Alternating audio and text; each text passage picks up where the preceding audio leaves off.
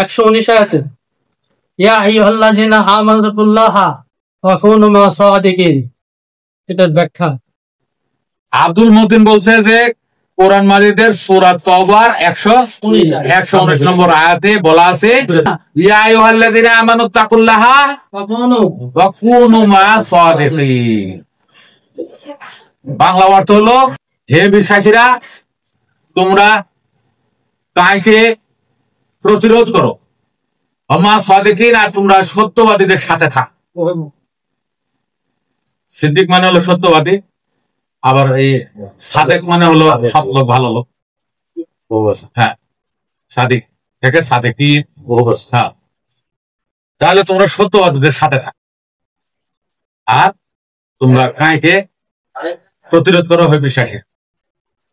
আমাদের সমাজে যে অর্থগুলো প্রচলিত আছে এর অধিকাংশই হলো ভুল। এরা যেমন আল্লাহ শব্দের ভুল অর্থ, ভুল ব্যাখ্যা দেয়, মিরাজ শব্দের ভুল অর্থ, ভুল ব্যাখ্যা, সলাৎ শব্দের ভুল অর্থ, ভুল ব্যাখ্যা, যাকাত শব্দের ভুল অর্থ, ভুল ব্যাখ্যা, কোরআন শব্দের ভুল অর্থ, ভুল ব্যাখ্যা, একেবারে ছয়লা।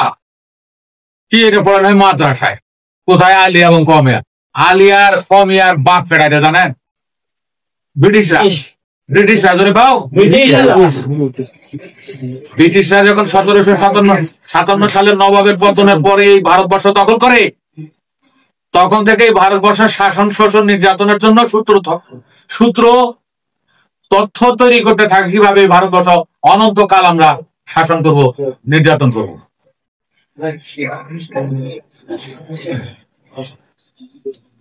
তার ভিতরে একটা সূত্র হলো এদেরকে জাতিতে জাতিতে, গোত্রে গোত্রে বিভক্ত করতে হবে। হিন্দু এবং মুসলমানের ভিতরে দাঙ্গা লাগা রাখতে হবে। আবার মুসলমানদের ভিতরে অনেকগুলো গ্রুপ তৈরি। কি এরা পরামর্শ করছে যে একটা রাজনৈতিক দল, যেটা বর্তমানে এখন জামায়াত ইসলামী নাম ধারণ করেছে, তৎকালে কিন্তু পৃষ্ঠপোষকতা করেছে ব্রিটিশরা। এখন আরেক দল তাবলিগ জামাত, এটাও তাদের তৈরি, তাদের পরামর্শে, তাদের মন্ত্রণায়, তাদের পৃষ্ঠপোষকতায়, তাদের অর্থায়নে, যেটা বর্তমানে এখন তাবলিগ জামাত নাম ধারণ। এরপরে অনেকের মুখ থেকে জানা যায় যে বর্তমানে যে আহলে হাদিস আন্দোলন আছে, এইটাও তাদেরই অবদান, তাদের পৃষ্ঠপোষকতায়। তারপরে পাকিস্তানের না, ভারতের কোন জায়গায় মির্জা গোলাম মোহাম্মদ কাদিয়ানির জন্ম কোথায়? মির্জা গোলাম মোহাম্মদ কাদিয়ানি ভারত আর পাকিস্তানে? কারো পড়াশোনা নাই। হ্যাঁ, কারো পড়াশোনা নাই, জানা নাই, বোঝা নাই। মির্জা গোলাম মোহাম্মদ কাদিয়ানি তাদের তৈরি, পাকিস্তানের। হ্যাঁ, ভণ্ড নবী দাবি করছে তাদের, ব্রিটিশদের। তাহলে জামায়াত ইসলামী, আহলে হাদিস, তাবলিগ জামাত, পরে মির্জা গোলাম মোহাম্মদ কাদিয়ানি, ভণ্ড নবী, এগুলো তাদেরও। আলিয়া মাদ্রাসা তাদের, কওমি মাদ্রাসা। এবং আমাদের যে আলিয়া মাদ্রাসা সারা বাংলাদেশে আছে, এরকম সরকারি আলিয়া মাদ্রাসা আছে না? আছে। ঢাকা আলিয়া, এটা আমরা পাস করছি। ঢাকা আলিয়া, বকশীবাজার। এই ঢাকা আলিয়া মাদ্রাসাটা বর্তমানে যা ঢাকায় আছে, এই বকশীবাজার, এটা এখানে ছিল না। এটা 47-এ ভারত পাকিস্তান ভাগ হওয়ার সময় বরিশালের সাখারের শেরে বাংলা ফজলুল হক কলকাতা থেকে এই আলিয়া মাদ্রাসা নিয়ে এসে বর্তমান যে সোহরাওয়ার্দী কলেজ আছে, এখানে অস্থায়ীভাবে রাখছিল। এরপরে তৎকালীন পাকিস্তানের অর্থমন্ত্রীদের ধরে কিছু টাকা নিয়ে ওই যে বর্তমান বকশীবাজার আলিয়া মাদ্রাসা আছে, এই জায়গায় 1 একর জায়গা নেওয়ার পরে ওইখানে মানে বিল্ডিং করার পরে এখান থেকে চেয়ার টেবিল নিয়ে এখানে যায়। এখনো এই মোটা মোটা কাঠ দেওয়ার দ্বারা সেই চেয়ার এবং টেবিল গুলো বানানো। একটা টেবিল 2 জনের ছাড়া কিন্তু নাড়াতে পারবে না। একটা চেয়ার আছে, আমরা এটাতে লেখাপড়া করে আসছি। ওই ব্রিটিশদের বানানো চেয়ার টেবিল এখনো আলিয়ায় আছে, যদি কেউ দেখতে চান আলিয়ায় যায় দেখে আসে। এই মোটা মোটা পাত দ্বারা বানানো। এটা গুরুত্বগত, এটা ডবল এরকম মোটা। এটা 200 বছর 500 বছরেও নষ্ট হবে। এই আলিয়া মাদ্রাসা প্রতিষ্ঠার পরে থেকে 26 জন ছিল খ্রিস্টান প্রিন্সিপাল। জোরে পান। 27 নম্বর প্রিন্সিপাল হয়েছে মুসলমান। মাদ্রাসা বানাইছে ওরা, মাদ্রাসার সিলেবাস তৈরি করছে ওরা, মাদ্রাসার বই পুস্তক রচনা করছে ওরা, মাদ্রাসার শিক্ষক নিয়োগ দিয়েছে ব্রিটিশরা, প্রিন্সিপালি করছে ব্রিটিশরা। মুসলমানের উপকারের জন্য? মুসলমানের উপকার হবে? এই জন্য আলিয়া মাদ্রাসার শুরু থেকে শেষ পর্যন্ত কেউ যদি 100 বারও টাইটেল পাস করে, আমি সর্বসম্মুখে বলছি 100 বার টাইটেল পাস করার পরও দেহতত্ত্বের একটা শব্দ সে জানতে পারবে না, কারণ এটা রাখাই হয় না। এই জন্য মহাত্মা লালন সাহেবের এক বাণীর ভিতরে আছে যে একই কোরআন পড়াশোনা, কেউ মৌলবি কেউ মাওলানা, দাহারিয়া হয় কত জনা, সে মানে না হরার কাজে। হ্যাঁ, তাহলে সে মানে না সরার কাজে মাওলা কে বুঝে? তোমার আলেক বাতর। একই কোরআন পড়াশোনা, কেউ মৌলবি কেউ মাওলানা। দেখছেন, একটা মোল্লা আর একটা মাওলানা, কোরআন একটাই। আবার দাহারিয়া হয় কতজনা, দাহারিয়া শব্দের অর্থ হলো দার্শনিক, ফিলোসোফার, গবেষক, বুদ্ধিজীবী। তাহলে 2-4 জন আবার কোরআন মাজিদ পড়েই দার্শনিক হয়। আমাদের 2-1টা মোল্লা থেকে যায়, 2-1টা মাওলানাও হয়। কোরআন মাজিদ একটাই। যেমন একটা ফুলে মৌমাছি যায় মধুর জন্য, ওই যায় ঠাস ঠুস মধু যতটুকু আছে আজকে রাত্রে বা আজকে দিনের ভিতরে যতটুকু জমছে এর গর্ভাশয়ে, এইটুক টান দিয়ে নিয়ে মৌমাছি গেছে গা। প্রজাপতি ওই সৌন্দর্য উপভোগ করার জন্য ফুল করে ঘুরে, ওই ফুলের রূপে সে মুগ্ধ হয়েছে। আবার 2-4 জনের কথা হলো মাকড়সা গিয়ে বিষ বানানোর জন্য, মাকড়সার জাল বানানোর জন্য এখান থেকে ফুলের থেকে উপাদান সে সংগ্রহ। আবার অন্যান্য প্রাণী যারা আছে ফুল থেকে বিষ তোলার জন্য তারা ঘুরে, এখান থেকে একটা উপাদানের বিষ তৈরি করে। একটা ফুলে যার যে উদ্দেশ্য, সেই জন্যই যাচ্ছে। আমি একটা উদাহরণ দিলাম, হ্যাঁ, প্র্যাকটিক্যাল নাও হতে পারে। তবে মৌমাছির মধু নিতে যাওয়া ফুলের কাছে আর ভ্রমর সৌন্দর্য উপভোগের জন্য আর ফুলের উপরে ঘোরা, এই দুটা ঠিক আছে। তেমনি একই কোরআন মাজিদ কেউ ফতোয়াবাজি করার জন্য ইফতা পড়ে এসে শিং ভাঙা গরু কুরবানি দেওয়া যাবে না, লেজ কাটা গরু কুরবানি দেওয়া যাবে না। আবার আরেকজনে কইছে না না, আমার নবীজির লেজ কাটা গরু কুরবানি দিচ্ছেন, কুরবানি দেওয়া যায়। এই যে এরা পাগলামি শুরু করছে আহলে হাদিসরা। আবার 2-4 জন কইতেছে যে হাদিস ছাড়া কোরআন বোঝা যাবে না। কোরআন মাজিদে কোথাও লেখা আছে যে হাদিস ছাড়া কোরআন বোঝা যাবে না? কোরআন মাজিদ হলে এই দেহের পঠন পাঠন একটি ধর্মগ্রন্থ।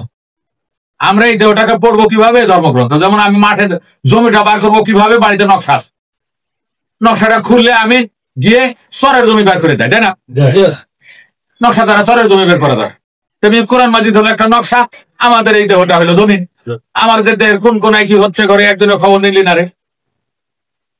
লালন সাহেবের বাণীর আছে না, আমার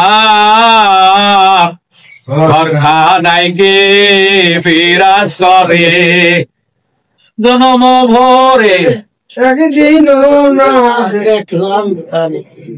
দেখলাম তারে, আমার ঘরখানায় গে ফিরা সরে।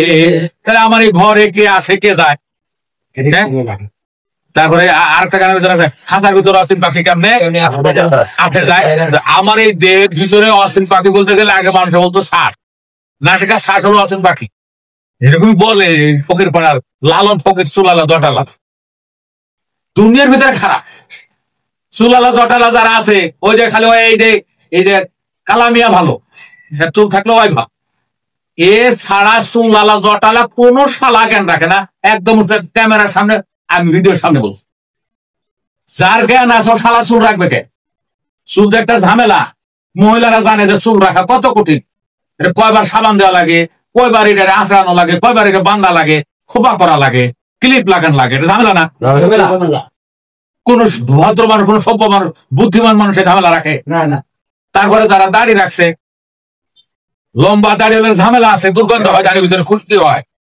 যেমন আমার ডাক্তারের নিষেধ করছে আমি দাড়ি রাখেন না, দাড়ি রাখলে পরে খুশকি হয়, কিন্তু আমার যত ঘন কাটা লাগে। দাড়ি রাখা একটা ঝামেলা, কিন্তু রাখে। আবার অনেকে বালা সিমটা, ওগুলো তো কথাই নেই। বালা সিমটা তালা গলায় ঝুলা রাখে, চেন, লাল শালু। আমার এখানে মৌসুমিয়া লাল শালু ছিল আগে, পরে আমার এখানে আসার পরে তোমার লাল শালু হলো ডেয়ারিং সিগনাল, ডেঞ্জারাস সিগনাল। লাল ফ্লাগ উড়ালে ট্রেন থেমে যায়, তাই না? লাল ফ্লাগ উড়াবে 3.5 দিন, ডেয়ারিং আমার কাছে কেউ আসবে না। রজ চলবে যে 3.5 দিন, ওই কদিন লাল বাতি জ্বালায় রাখবে আর লাল নিশান উড়ায় রাখবে ঘরে বাড়ি।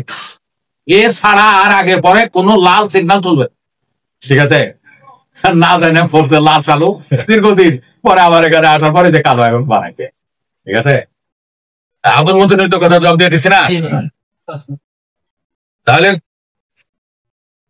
আমাদের এই উপমহাদেশ কানা হওয়ার কারণটা কি? লালন সাহেবের বাণীতে আছে এসব দেখি কানার হাট বাজার।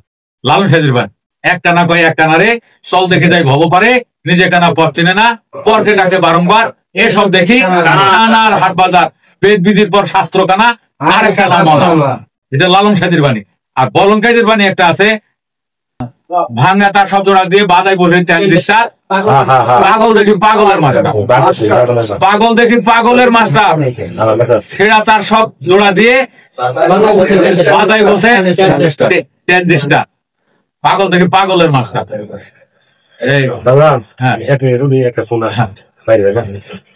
এই পুরা দেশটা এমন ভাবে পাগলা বানায় দিল এই আলিয়া মাদ্রাসা, যে আলিয়া মাদ্রাসায় 100 বার কেউ যদি টাইটেল পাস করে দেহতত্ত্বের একটা শব্দ পাবে না, উপকারী কিছু পাবে না, শুধু বিতর্ক আর বিতর্ক আর বিতর্ক। আহলে হাদিসের আকীদা আর আহলে সুন্নতের আকীদার পার্থক্য গুলা নিয়ে,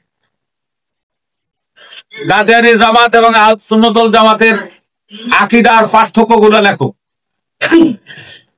কাদিয়ানীদের সালাত আর হলো আহলে সুন্নতের সালাতের ভিতরে কি কি পার্থক্য আছে সেগুলো লেখো। এইরকম ভাবে শুধু এক দল আরেক দলের বিরুদ্ধে লেলিয়ে দিয়ে সমাজটাকে বিভক্ত করা হচ্ছে। দীর্ঘদিন ধরে এই কার্যক্রম চলে আসছে। আমরা বহু আগে, আমি 2013 সালে একটা বড় আর্টিকেলের ভিতরে বলছি যে রাষ্ট্রীয়ভাবে জঙ্গি চাষ নির্মূল কঠিন। এই যে রূপকথার চর্চা রাষ্ট্রীয়ভাবে করা হচ্ছে আমাদের উপমহাদেশে, ইভেন এই যে জুমার খুতবা যে দেওয়া হয়, জুমার খুতবা, এই জুমার খুতবাতে কারবালা উপন্যাস কাহিনী প্রচার করা হয়। কারবালা উপন্যাসের কাহিনী এই প্রতি জুমার খুতবায় কোন জায়গাটুকু দেখেন লেখা আছে, আল হাসান ওয়াল হুসাইন সাইদা শাবাবি ফি আহলিল জান্নাহ ওয়াল ফাতিমাতু সাইদাতুন নিসাই ফি আহলিল জান্নাহ। এটা কিন্তু প্রতি জুমায় পাঠ করে বাংলাদেশের প্রত্যন্ত অঞ্চলের সকল মুসলিম। এটা কিন্তু সেই কারবালা উপন্যাসের খণ্ডাংশ। হাসান হোসেন হবে স্বর্গের সর্দার, স্বর্গের নেতা, নায়ক, যুবকদের নেতা হবে হাসান আর হোসেন, আর যুবকদের নেত্রী, যুবতীদের নেত্রী হবে মা ফাতেমা। ছেলেরা হবে নায়ক, মা হবে নায়িকা। ঠিক আছে? যেমন শেখ হাসিনা হলো বাবা, শেখ হাসিনা হলো মা, শেখ মুজিব হলো বাবা আর শেখ মুজিব হলো মা। মিলছে? বিয়ে দিয়ে দিচ্ছে কিন্তু মায়ের পিতা এবং মেয়ের বিয়ে হয়ে গেছে, কিন্তু শেখ মুজিব হলো বাবা আর আমাদের নেত্রী শেখ হাসিনা হলো মা। ঠিক হাসান হোসেন হলো যুবকদের নেতা আর ফাতেমা হলো যুবকদের নেত্রী। কারবালা উপন্যাসের কাহিনী আমাদের মসজিদে মসজিদে খুতবা আকারে পড়ানো হয় সারা জীবন। কেমন হলো? কেমন হচ্ছে? তাহলে আমরা বাংলা একটা উপন্যাসে 2 লাইন পড়াই, জ্বলে উঠবো, এমন জ্বলা জ্বলবো। বাংলা উপন্যাস পড়ান যাবো না, কারবালা উপন্যাস পড়ান যাবো, খুতবা আকারে ওটা বলা যাবে। সানি খুতবার ভিতরে না, সানি খুতবা মানে দ্বিতীয় খুতবা, প্রথম খুতবা না। সানি খুতবা মানে ফিক্স। প্রথম খুতবাটা আওয়াল খুতবা বা প্রথম আলোচনাটা হবে মৌখিক, যে যা পারে বলবো, কিন্তু সানি খুতবাটা ঠিক বাংলাদেশের সকল মসজিদে অংশটি পড়া লাগবে, দ্বিতীয় খুতবাটা দেওয়া লাগবে। ওই দ্বিতীয় খুতবার অংশ কিন্তু এটা। আমি যে এতকাল ধরে বলি যে এটা হলো কারবালা উপন্যাসের অংশ, মুখস্থ করায় আমাদের মসজিদ গুলো, কোন ইফেক্ট হয়েছে? কোন ইফেক্টই তো দেখিনি, কারো কানেই পৌঁছে না। খুব সাবধান। এইভাবে ব্রিটিশদের ফর্মুলায় মাদ্রাসা তৈরি করে আমাদের উপমহাদেশে সমাজটাকে ধ্বংস করা হচ্ছে। সমাজে উশৃঙ্খলতা, সমাজে কি এই জঙ্গি তৎপরতা, উগ্র তৎপরতা, এগুলো বাড়ানো পরিকল্পিত ভাবে। এটা আমি এই বিষয়টা একদম শেষে থেকে নিয়ে আসি। সেটা হলো 1600 সালের প্রথম দিকে ইউরোপের রেনেসা হয়েছে, শুনছেন কিনা? কজনে শুনছেন? হাত তোলেন, হাত তোলেন। ইউরোপের রেনেসা, রেনেসা, এই রেনেসা হলো মৌলবাদ দমন করো, মৌলবাদ উচ্ছেদ করো। ওই রেনেসা শব্দের অর্থ হলো পুনর্জাগরণ। পুনর্জাগরণ কিসের উপরে হয়েছিল? এই মৌলবাদ উৎখাত। সেটা খ্রিস্টান মৌলবাদ ছিল তখন ওই জায়গায়, ইহুদি মৌলবাদ ছিল, মুসলিম মৌলবাদ ছিল, তারপরে বৌদ্ধ মৌলবাদ ছিল সারা ইউরোপে। ওরা দেখলো যে যেই দেশে মোল্লাতন্ত্র আছে ওই দেশটা কখনো উন্নতি হয় না। ওরা টিভির বাধা দেয়, মাইকের বাধা দেয়, প্যান্ট যখন এসে তখন প্যান্টের বাধা দিছে, যে প্যান্ট পরলে পরে সে খ্রিস্টান হয়ে যাবে। মা মান্তা সাপাবি কামিন ফাওয়ামিন হোক, যে যার সঙ্গে সঙ্গ দিবে তার মতোই সে হবে। আবার বলছে যে যারা প্যান্ট পরবে মূলে গানা দেবো না। প্যান্ট পরে ইহুদিদের পোশাক, মুসলমানের পোশাক না, মুসলমানের যে ঢিলা ঢালা গোল পাঞ্জাবি আর কি, তাকওয়া পরহেজগারি পোশাক, টুপি, দাড়ি, পাগড়ি, পাঞ্জাবি, তারপর হাজির রুমাল, শেরওয়ালি, আসকান, যাতে একটা জোকার জোকার মনে হয়। ঠিক, পোশাক, এগুলো হলো তাদের পোশাক। আর যারা প্যান্ট পরবে এদের জানাজাতে আমরা নাই। তারপরে যখন টিভি হলো, টিভির ভিতরে আমরা নাই। টিভি দেখা হারাম, সর্বনাশ ডাইরেক্ট ফতোয়া দিতে, সর্বনাশ কেউ থাকলে লেখালো জি, ডাইরেক্ট ফতোয়া দিতে যার ঘরে টিভি আছে শয়তানের বাক্স, ওই ঘরে আমি যাবো না। এটা হলো সর্বনাশ পীর সাহেব, মরুম পীর সাহেব ফজল করেন মাতাজিল্লাহ লাগিয়া। তারপরে মোবাইল, আরে মোবাইলে ছবি দেখা যাবে না, হারাম হারাম, ছবি ওঠেন যাবে না, তারপর ছবি তোলা যাবে না। এখন টাকায় ছবি, এখন ওরা হজে তাদের ছবি তোলে, ছবি ওরা ঘরে বাঁধে না। আর এখন ফতোয়া আছে যে ঘরে ছবি থাকে রহমতের ফেরেশতা ঢোকে না। খুব সাবধান, ফেরেশতাও চেনে না, ছবিও চেনে না, ঘরও চেনে না। এসব দেখি বলেন মোল্লা কানা, মুন্সি কানা, ফকির কানা, পীর কানা, কাদরিয়া কানা, চিস্তিয়া কানা। আমি সর্বসম্মুখে বলে গেলাম, আমন্তকাল ভিডিও গুলো থাকবে। 100% রূপকের ভিতরে আছে, 100% রূপকে। একটা লোকের সাধারণ জ্ঞানটাও নাই, সেটা এমপি হোক, মন্ত্রী হোক, আর আমাদের ভিসি হোক ঢাকা বিশ্ববিদ্যালয়ের, আর ডিন হোক এক একটা শাখা ঢাকা বিশ্ববিদ্যালয়। এরা হলো পৃথিবীর ভিতরে সবচেয়ে নিকৃষ্ট মানের মূর্খ। ঢাকা বিশ্ববিদ্যালয়ের ভিসি, তারপরে এই বাংলা একাডেমির মহাপরিচালক, নিকৃষ্ট মানের মূর্খ। মন থাকবে, বাংলাদেশের ভিতরে আমি ছাড়া বলার লোক নাই। জানেন জানেন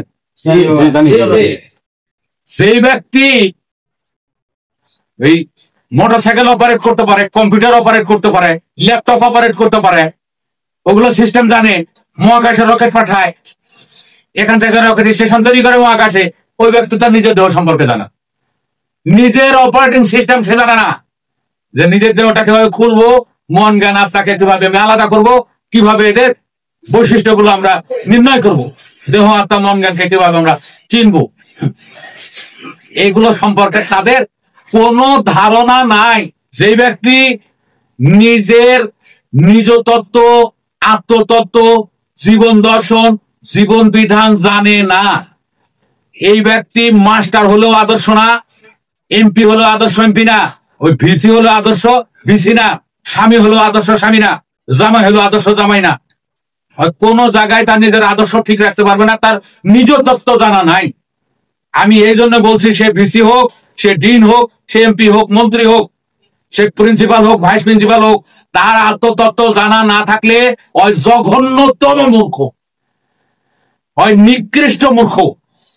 ওই একাডেমিক জ্ঞানে এমএ পাস করছে, পিএইচডি করছে, আরো 10টা দেশ ঘুরে আসছে, বিশ্বের বড় বড় ইউনিভার্সিটি পড়ে আসছে, এগুলো ষোলো আনা বোয়া, যাই নিজের শুক্র নিয়ন্ত্রণ করতে পারে না, যাই নিজের দেহ আত্মা মঙ্গান সম্পর্কে জানে না, যার আত্মা সম্পর্কে জানা নাই যে আমার আত্মাটা কোথেকে এলো, বাবার কাছ থেকে এসছে না মার কাছ থেকে এসছে, মনটা কিভাবে তৈরি হয়েছে, মন বড় না আত্মা বড় না দেহ বড়, দেহ আত্মার কয় বছরের বড়, মন জ্ঞানের কয় বছরের বড়, আমি এগুলো যে বহন করি, আমার এই গাড়িটা কি আমার, এই গাড়িটা কি আমার না, পরের জায়গা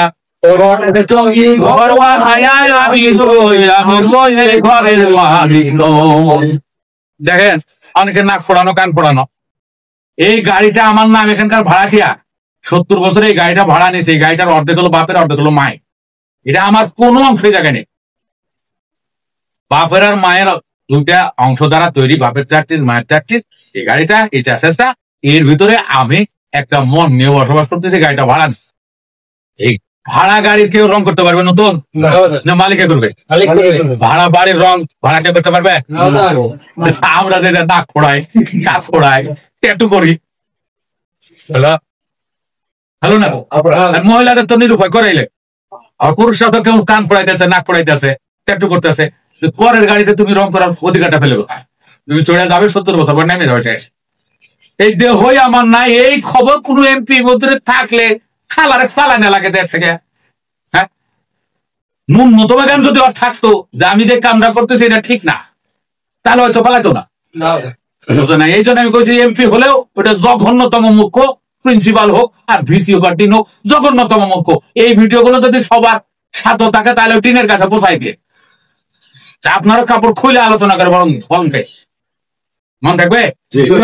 কিসের পীর আর কিসের মুরিদ, কত গুরু, ওই জোকা কি চুল আর কি দাড়িতে গুটি বাড়া, দাড়িতে গুটি বাড়া, চুলে গুটি বাড়া, কি একজন গুরু সাজছে। কি গাঁজা ছাড়া থাকে না আবার বাবা, ঘন ঘন দম দেওয়া লাগে বাবা, আছে না এরকম? কি সাধক সিদ্ধি খাই সাধুরা, আমরা সাধু সিদ্ধি খাই। বুঝলো? এটা হলো জঘন্যতম মূর্খ, আত্মদর্শন আত্মতত্ত্ব কিছুই জানে না, ঘুম বলো না। লালন সাহেজি বলছে যে গাজায় দম চড়িয়ে মনা বোম কালি আর বলিস না, গাজায় দম চড়িয়ে মনা বোম কালি আর বলিস না। আর বোঝা গেল লালন সাহেজি গাজার বিরুদ্ধে ছিলেন। আর এখন কয়জন গাঁজা বিক্রি হয়েছে এবার? বিক্রি হয়েছে কেউ বলে 26 টন। একটা টিভি টক শোনা গেছে যে 26 টন গাঁজা বিক্রি হয়েছে। হয়তো এটা সঠিক না, 26 মন হইতে পারে। কি গাঁজার একটা অভয়ারণ্য করে দিছে। গাঁজা না খেলে কোনো চটচাই হয় না, শরীর গরম হয় না। এরকম আমরা ছিলাম সেই, কেন আমরা এই কুপথে গেলাম, কেন আমরা বিপদে গেলাম? এটা ছিল ব্রিটিশদের সূক্ষ্ম কারচুপি, এটা ছিল ব্রিটিশদের সূক্ষ্ম চক্রান্ত। তার ফলে আজকে আলিয়া কমিয়া আলাদা, আজকে তাবলিগ জামাত আলাদা, কেউ কাউরে দেখতে পারে না, কেউ কারো মানতে পারে না। আলিয়া কমিয়া, তাবলিগ জামাত, জামায়াত ইসলামী, আলে হাদিস বটমলেস বাসকে তোলা হিঞ্চুরি, এর সঙ্গে কাদরিয়া, চিশতিয়া, নকশবন্দিয়া, মুজাদ্দিদিয়া, তরিকাবাদ যারা আছে সব বটমলেস বাস্কেট। সেটা ভান্ডারি বাবা হোক, আট্টসি বাবা হোক, সরমনার বাবা হোক, যারা আছে সবগুলো বটমলেস বাস্কেট। কারণ এরা চিশতিয়া, তার গুরুকে অমুক, তার গুরুকে অমুক, তার গুরুকে অমুক, তার গুরু আবু বকর, তার গুরুকে নবী। নবী তো মানুষ না, তাহলে বুয়া পুরা সিলসিলাই বুয়া। চিশতিয়া, কাদরিয়া, তার গুরুকে অমুক অমুক অমুক অমুক, তার গুরু হলো আবু বকর, তার গুরু হলো নবী। পুরাটাই ভুয়া। ভুয়া হলো সাজরা নামা। এটা করছে ওয়ান টাইম, এক রাতে। ও আমার ওই আধ্যাত্মিক সূত্রাবলী নামে একটা বই আছে, ওই বইটার ভিতরে কিভাবে সাজরা তৈরি করতে হয় সূত্রগুলো বর্ণনা করা। এক রাতে সাজরা তৈরি করবে। আমি যদি বলি যে তোমরা কালকে নতুন নতুন এই উপদল তৈরি করে এটার সাজরা নামা বানায় নিয়ে আসবা, 5ম শ্রেণীর ছেলে মেয়ে সবাই কালকে বানানে। যদি এখন থেকে যদি 56 জন বা 60 জন যাওয়া লাগে 25 বছরে একটা সিঁড়ি, তাহলে 1500 বছরে 4 15 60 জন পর্যন্ত পীর বানায় সাজরা নতুন করে আমার 5ম শ্রেণীর 6ষ্ঠ শ্রেণীর ছেলে মেয়েরা বানায় না দিতে পারে। এইটা ঝুলা রেখে সাজরার কোনা দিয়ে পানি খালে কি সব রোগ ভালো হয়ে যায়? সাজরায় যে নামগুলো আছে সবগুলো আউলিয়া ওলি, এদের নাম যে মুখস্থ করবে, যে পাঠ করবে, ও স্বর্গে চলে যাবে। আছে না এরকম ভাওতাবাজি? এটা পুরাটাই ভুয়া, 100% ভুয়া, 100% ভুয়া। পবিত্র কোরআন মাজিদে যে নবী আছে ওই নবী কখনো রক্ত মাংসে গড়া মানুষ নয়, মানুষ নয়। এইটা হলো মানব দেহের একটি সত্তা, যেটা আমরা প্রাথমিক দিকে আলোচনা করেছি। সেটা মানব দেহে বিদ্যমান, মানুষের বিদ্যমান বিষয়বস্তু ও ইন্দ্রিয়াদির মধ্যে একটা সত্তা মাত্র। সে কিভাবে কাদরিয়ার গুরু হয়, সে কিভাবে চিশতিয়ার গুরু হয়, কাদরিয়া, চিশতিয়া, নকশবন্দিয়া, মুজাদ্দিদিয়া, এই উপদল গুলো আমাদের এই উপমহাদেশে চলে কিভাবে, আর মূর্খরা মুরিদ হয় কিভাবে, আর পীরেরা মুরিদ করে কিভাবে, আমরা কেন গেলাম আর কেন যাই? আপনারা যারা যারা মারা খাইছেন আর মারা খায়েন না, ভাই ভাতিজা আত্মীয় স্বজন যারা আছে তাদেরকে নিষেধ করেন যে আপনারা আর কোন তরিকায় কোন শালার কাছে দাড়ি দেখে আর চুলের গন্ডি দেখে মুড়ি ধরেননি। ওর কাছে আছেই ওই কি ন্যাংটা একেবারে কাপড় চোপড় কিছু নাই, মাল দেখা করে তোর কাছে মাল আছে। আরেকজনে কইতেছে ওর যে মাল ওই যে দুইটা দেখাই যা পিছি দুটি আর কি, এই মালই ওর কাছে আছে। ওই যারা চুলের আর দাড়ির ঘুন্টি বানছে ওই দুটা মালই ওর কাছে আছে। চুলে এক ঘুন্টি আর দাড়িতে এক ঘুন্টি ছাড়া ওর কাছে কোনো মাল নেই। খুব সাবধান। আমরা অতীতে যে যেখান থেকে যে ঠক গুলো খাইছি আর যাতে ঠক না খাই। কাদরিয়া হইলেও মুরিদ হবো না, চিশতিয়া হইলেও হবো না, খানদানি হোক তাও যাবো না, ওই গতিনী শিল্পী হোক তাও আর কাছে যাবো না, তারপরে কি ভারপ্রাপ্ত কি হোক তার কাছে যাবো না। যদি সাধক গুরু পায়, যেমন এক জীবনে সে সাধন করছে, ভারপ্রাপ্ত না গতিনী শুনো না, তাহলে ওর কাছে আমরা মুরিদ হওয়া। যদি দেহ তত্ত্ব জানে, যে ব্যক্তি পবিত্র কোরআন মাজিদের শরীয়ত এবং হাকিকত এই দুইটা জানে, তার কাছে আমরা দীক্ষা নিব। হাকিকত না জানলে ওর রূপে, ওর পোশাকে, ওর দাড়িতে, টুপিতে যাতে আমরা পাগল না হই, যারা হয়েছে তাদেরকেও ফেরাই। খুব সাবধান। এরপরে আমরা খুঁজবো এই মানবদের ভিতরে খুঁজবো, মানবদের বাইরে কোথাও যাতে আমরা কিছুই না খুঁজি। পবিত্র কোরআন মাজিদে একেবারে পরিষ্কার বলা আছে, ওয়াফিল আরদিয়া ইয়াতুল্লিল মুকিনিনা ওয়াফি আনফুসিহিম, যা আছে ধরাধামে তা আছে তোমার এই দেহভাণ্ডে, যা আছে ব্রহ্মাণ্ডে তা আছে এই দেহভাণ্ডে। বাংলা ভাষায় বলে যা আছে ব্রহ্মাণ্ডে তা আছে মানব ভাণ্ডে। এইটা পবিত্র কোরআনের কথা। আর পবিত্র কোরআন মাজিদের সূরা মাইদা না, এই আয়াতটা সূরা জারিয়াতের পিছনে আর সূরা মাইদার 48 নম্বর আয়াত একেবারে পরিষ্কার ভাবে লেখা আছে, একটা খন্ডা অংশের ভিতরে, যে লিকুল্লি জাআলনা মিনকুম শিরাতা ওয়া মিনহাজা, তোমাদের প্রত্যেকের জন্য ইলমে শরীয়ত আর ইলমে মিনহাজ, অর্থাৎ প্রকাশ্য রূপকথা আর একটা জীবন দর্শন বাস্তব, এই দুটো ফরজ। যে ব্যক্তি এটা অস্বীকার করবে ওই পবিত্র কোরআন অস্বীকারী, ফরজ অস্বীকারী, ওর কোনো ইমান নাই, শরীয়তের ভাষায় ওর কোনো ইসলাম নাই, ওর কোনো ইমান না, কোনো ইবাদত নাই। এটা হলো পবিত্র কোরআন অস্বীকারী। কাফেরের কোম্পানি হলো আব্বাসি, আব্বাসি হলে কাফের ফতোয়া দিত, আমরা এটা ছিল কোরআনের আছে অস্বীকার। এই ব্যাপারে একেবারে ওই এই ইমাম মালিকি মাযহাবের যে প্রবক্তা ইমাম মালিকের উক্তিতে আছে যে মান তাফাক্কাহা ওয়া লাম ইয়াতাসাওয়াফা ফাকাত তাফাসসাকা ওয়া মান তাসাওয়াফা ওয়া লাম ইয়াতাফাক্কাহা ফাকাত তাযান্দাকা ওয়া মান জামা বাইনাহুমা ফাকাত। যে ব্যক্তি শুধু ইলমে শরীয়ত শেখে আর ইলমে মিনহাজ শেখে না, ওইটা হলো পাপী।